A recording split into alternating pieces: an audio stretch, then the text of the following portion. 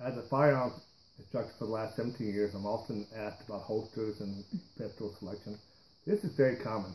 This is a Glock 43, one that I was wearing today, matter of fact, in my Blue Line LLC holster. And this is a holster that a customer gave me a few weeks ago for his Glock 43. And I like to show you what the difference is between both. This one is mine. It has adjustable retention. Both of these holsters are tuckable. Mine is tuckable using the industry standard injection molded nylon. It's adjustable for the height, for the angle, for the retention, so that I can wear it up front in the appendix carry like I normally do, or wear it behind the hip. It's also ambidextrous, so by switching this clip from one side to the other, I can wear it left hand, right hand, cross draw, any way that I choose to wear it. What I tell people all the time is only you can decide where this gun is most comfortable for you. Got locked in. It has positive retention, nice crisp draw.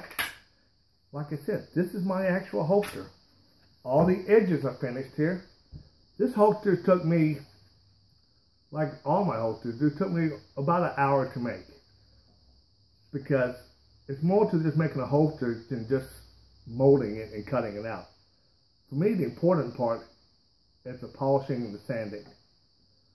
I spent about a half hour on each holster, sanding and polishing it to make it right. Now let me show you a competitor's holster. This is one that's sold $10 cheaper than mine. They brag about how quick they can make a holster. And let me show you what you get for saving $10. One, you don't get a holster that matches industry standards. This clip is 093 Kydex. This can break. I can break this very simply, just pulling back and snapping off. Industry standard, if you're going to use ejected nylon or Kydex, is that you use 0.125 Kydex. This is 0.093.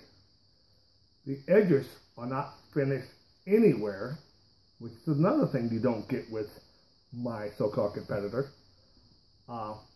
You also don't get the option of wearing it left-handed or right. Yes, theirs is tuckable, but someone else decides how you're going to wear your belt, how you're going to wear your holster. You only have the option of wearing it here. If you try to put it behind the back, the gun's going to be sticking straight up and down. You have no adjustability here. You cannot adjust the retention. You cannot adjust the depth in the clothes. And someone decides, look at that belt loop, decides how big a belt you're going to wear. When this is on the body, it's unrigid. It's rigid. It does not move. You have no adjustability, and you have no comfort. On a Blue Line holster, you switch the belt clips to wear it any way you want. If you're wearing an 1 1/4, 1.5 inches, 1 3/4, or even a 2-inch belt. Same holster does both. This holster does one belt and doesn't do that very well. There's no adjustability here. And this holster took an hour to make. This holster took 5 minutes. Let me show you what you get for 5 minutes. This thing has polished, sharp edges all over the place. So I'm going to use this common squash to shade particles off the squash. This is a hard object. This is one of the hardest. Now let's see. Oh, that's a nice chunk. Does that seem like something that'd be comfortable for you? Imagine what that's going to do to your clothes. Imagine what that's going to do when you wear a holster all day long. I wear a gun every single day of my life.